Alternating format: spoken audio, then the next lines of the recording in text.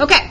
JMF and FMG are supplementary. We have to say that if that's true or false, and we need to back that up with some definitions. JMF, this one right here, and FMG, that's this one right here. Jordan, do you think that is true or false? Are these supplementary? True. Okay. Can you tell me why you thought that was true? Because it was because if F and M and H stand respectively in a straight line, like they share the same midpoint or as M. Vertex? Yeah, vertex. Mm-hmm. And And it makes a straight line. So what we're supposed to do, that's fine. But what I want to do is I want to throw some fancy vocab word in there that says all that stuff that he was just saying.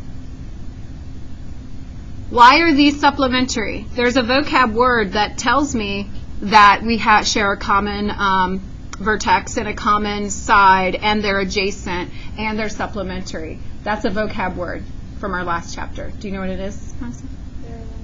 They're a linear pair, and that's perfect. So we're going to say true. Linear pair. You can say it with more words than that, like you can say they are a linear pair, but I'm trying to save some time. They are a linear pair. Okay, next question is point M is the midpoint of FH. Point M is the midpoint of FH. Point M is the midpoint of FH. Who wants to say true or false? Or I just call on you. Caitlin? True. Caitlin says true. Why? Because it's in the middle of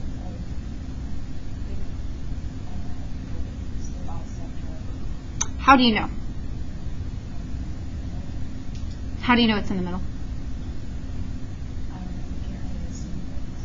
You can't assume things. Well, I don't know because It doesn't have the congruent marks? Right. You're right, it doesn't have those. So why is it in the middle? I guess it's It could be. You guys hear me arguing with her and making her uncomfortable, but not on purpose. A little bit, but not really. Do you guys understand what we're saying here? How many people thought this was in the middle and true? You know you did. But I just argued, and I think I changed her mind. Did I change your mind? I changed your mind. It is not true. I mean, it could be. We're going to say false, though, because you got no proof. There is no congruent marks. There's nothing that says that M is the bisector. If it said M's the bisector, then I know it would be the midpoint. But there's nothing telling us that, so we're not allowed to assume. That's like one of the biggest things that we're doing today is figuring out what you're allowed to assume and what you're not allowed to assume. So false, there's no evidence of congruence or bisecting. I mean, if I told you FM was 5 and MH was 5, then you could say, yeah, that's the midpoint. But there's no evidence there. Thanks for volunteering. I appreciate that and answering exactly how I wanted you to answer. JMF, that's this one right here. And I'll grab it, or you can grab it. HMG, it's saying that these are vertical angles. Vertical angles. We need to decide if they're true and false. Don't be afraid to have an argument with me. Maybe we should just make Rachel do it because she came in late. Just kidding. Who wants to answer true or false before I just call in somebody? Who wants to answer true or false? Derek, you want to answer me, don't you? You don't? Just, what did you think? What did you think? I think they are. Okay. Why? You don't know why you think they are?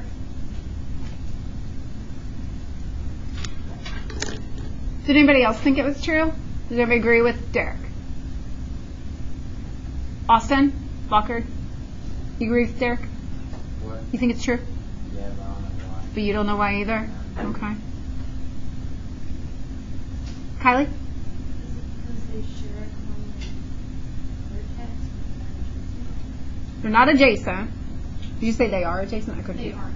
aren't adjacent. They aren't adjacent, but that's not enough information. What do we need to say that this is for sure true? What do we need, Bella?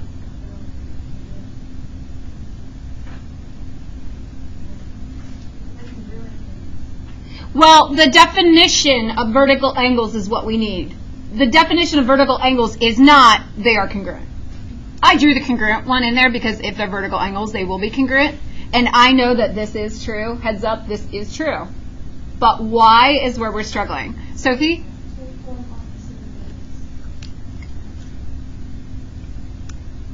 Yes, yes, yes. I was pulling up the definition here because now I have I need to get those back to your vocab packets, but you still have the notes. This was from 1.6. Vertical angles, when their sides form two pairs of opposite rays. So that's kind of what Sophie just said. Two pairs of opposite rays, that's exactly what vertical angles are. On top of that, they are congruent, but that's not how you can back it up. But you can back it up with the definition of vertical angles. Two pairs, their sides form two pairs of opposite rays. I'm just going to put definition of vertical angles. Okay. And then my last one. Line FH is perpendicular to line JG. Line FH is perpendicular to line JG. FH perpendicular to line JG.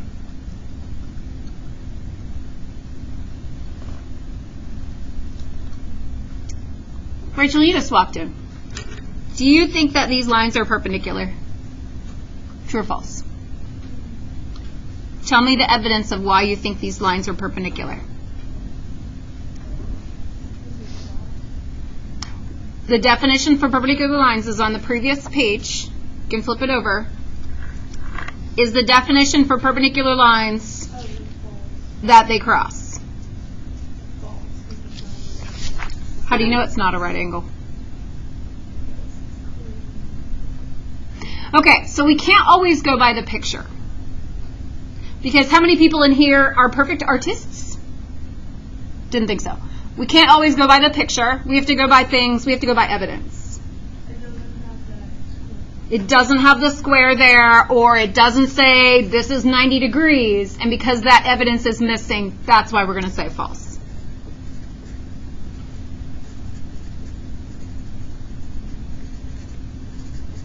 So I just say it's not marked to 90 degrees because the definition for perpendicular says it has to be 90 degrees or right angle. So you're going to have some of these in your assignment. There are a few things that you are allowed to assume, so we're going to go over those. Those are things you should add to your vocab packet, but not right now because we're going to go over them.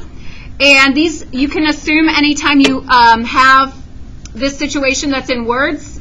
This would be the postulate, would be the reason why you can assume it. So when I'm asking if it's true or false, and I ask for a definition, you would say 2-point postulate, or whatever's written here.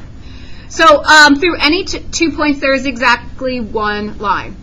So if you see any 2 points, and points are on the same line, you would say what? True or false? Bless you. I say there's 2 points. Those points are on the same line. You would say true or false? Okay, if you're not sure, you read this postulate that is accepted. Through any 2 points, there exists exactly one line. So I say, there is a line that passes through AB. And you say, true, because of the 2-point postulate.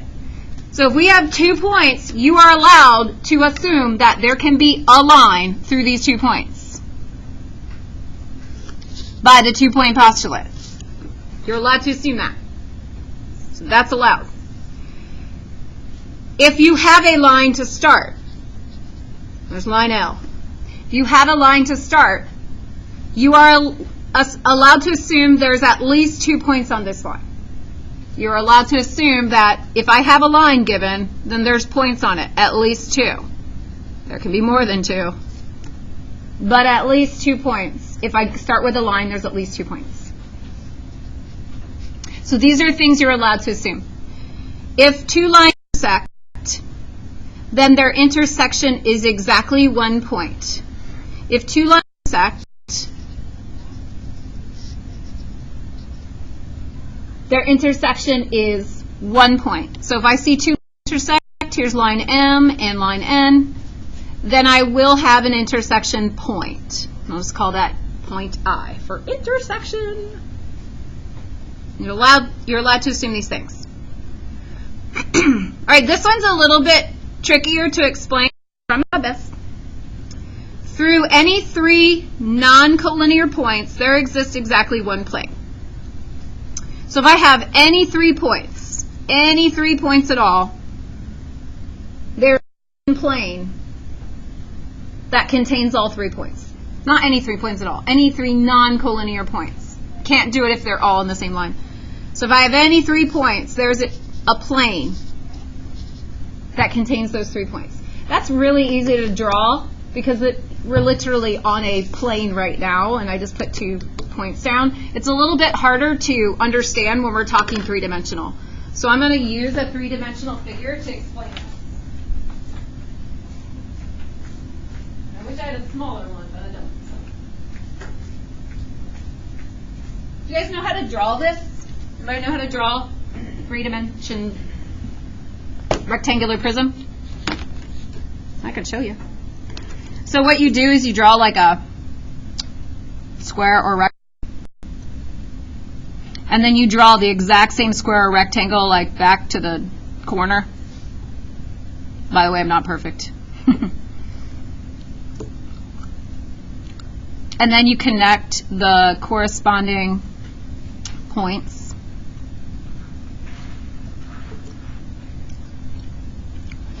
And if they're hidden, they should really be dashed.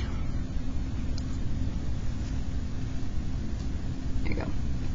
You don't really need to draw it yet, but I just thought I'd throw that out there. I like drawing three-dimensional figures. It's kind of fun.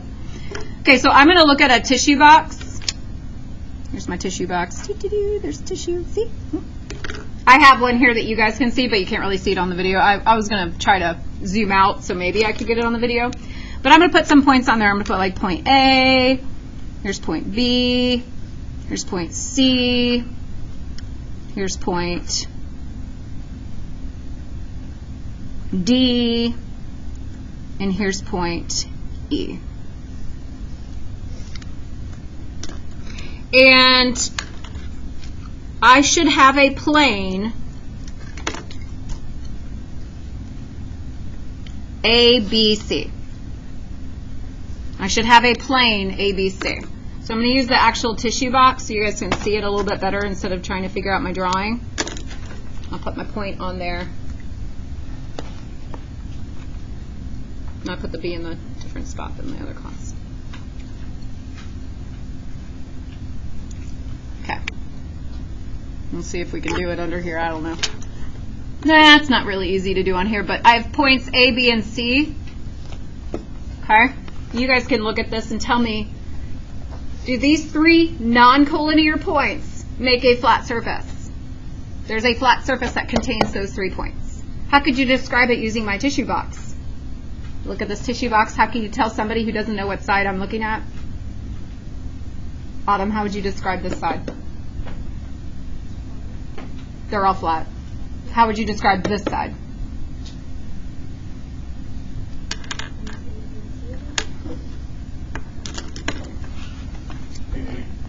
Of this box, yeah, there's A, B, and C on it, but this tissue box, I'm not looking for something super mathy. I'm looking for you to make an observation and tell me which side I'm talking about. The yellow side, yeah, yeah. Or you could say the one front facing, like yeah. A, B, and D. So I'm going to put D over here. D. So I've got A, B here, and then I've got D there. Does that form a flat surface, a plane? A, B, D? Tyler, can you somehow describe what side it is? Okay, but we have a few gray sides, so be more specific.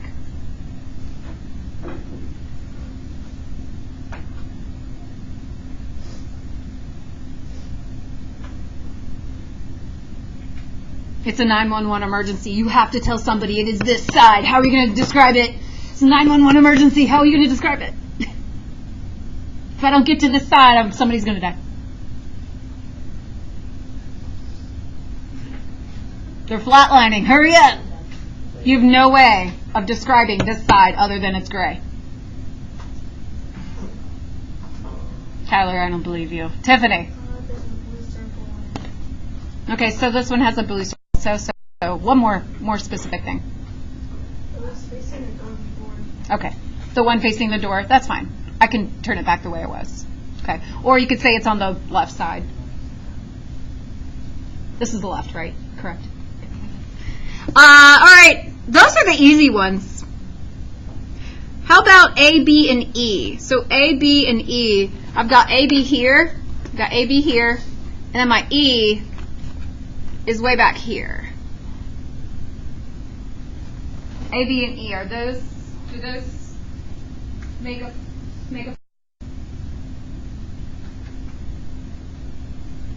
see a lot of people saying no.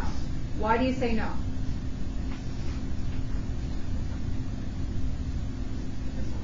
Because it doesn't look right. Why do you say no? Oh. It's not flat.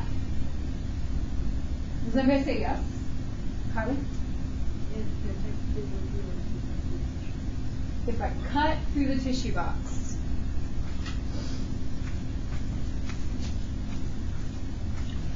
I think I'd have to cut this way.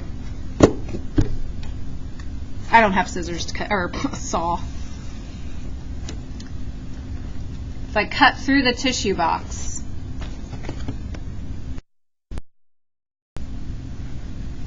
if I cut through that tissue box, here's E. If I cut through that tissue box in A and B, they would be on the same side. You should not have to try to envision cutting through the tissue box. You know why?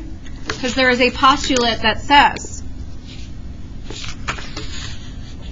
any three non-collinear points. It doesn't matter if they look flat, we can cut through the tissue box and make a flat surface if we need to. You go by the postulate. If there are 3 points that are not on the same line, there is a plane. It just might not look like it yet. You understand? That's how you're using these. You're not using them because you can't see it. You're using them like you're using these because you can't see it. That's what I'm going to say. You won't always be able to see it. All right, the rest of these are pretty easy. That's the one I really wanted to help you visualize and show you how these are used to say that you are allowed to assume that. A plane contains at least 3 non-collinear points. So if I do have a plane, if I do have a flex, there's at least 3 non-collinear points on it. At least 3. We can have more than 3. If 2 points lie in a plane, so here's a plane. If I have 2 points on that plane, through any 2 points there is a line. So that line is also on the plane. So if I have 2 points that are on the plane, AB is on plane, then so is line AB. And then finally, if 2 planes intersect, their intersection is always a line. So if I have 2 planes that intersect, I'm going to draw kind of like a book thing, or like a wall. That's where I can really tell where 2 planes intersect. There's plane A and plane B. Their intersection will be a line. So all of these things are always true, always. So these you want to have in when you do your assignment. And then there's a definition up here. We're just going to fill in and draw a picture of it. A line is perpendicular to a plane. A line is perpendicular to a plane if and only if the line intersects the plane in a point and is perpendicular to every line in the plane that intersects at that point. So that says start with the plane, and we're going to draw a line that is not in the plane. I'm going to purposely draw this one so it looks straight up.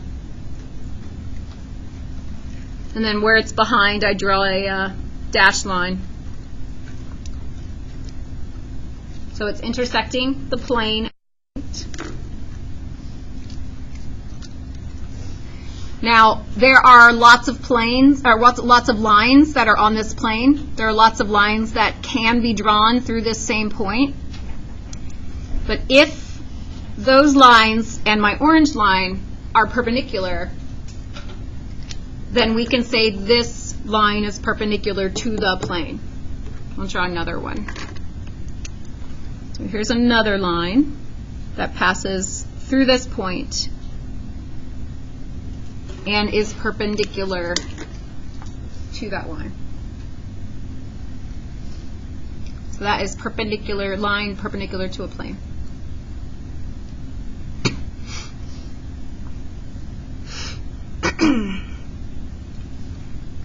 Okay, then we have which of the following statements cannot be assumed from the diagram. So we're talking about cannot be assumed.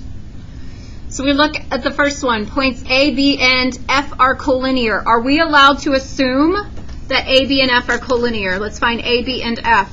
Are A, B, and F collinear? Linear. Colline, on the same line. Are they? Why? Because there's a line there. Yeah. So these can be assumed.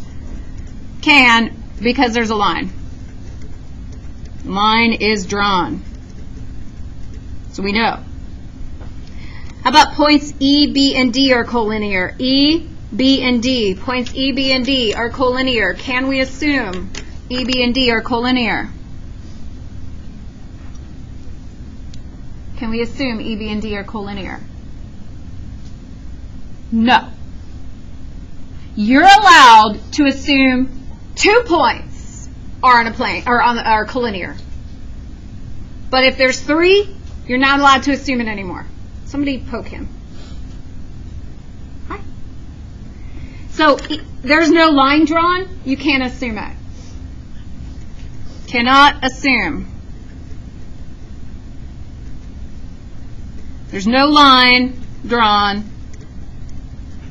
And then the, what was it called? Something. 2-point postulate is only for 2 points. How about line AB is perpendicular to plane S? Line AB is perpendicular to plane S. Are we allowed? Why? Because there is evidence. So we can assume it if it's marked as 90 degrees. I actually would have marked it this way. I didn't draw the picture. I would have marked it that way. So, yes, we can assume it, can, because square drawn. Okay. How about line CD is perpendicular to plane T?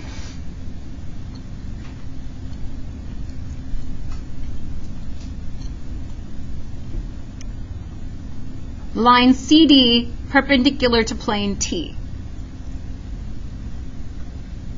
What do you think?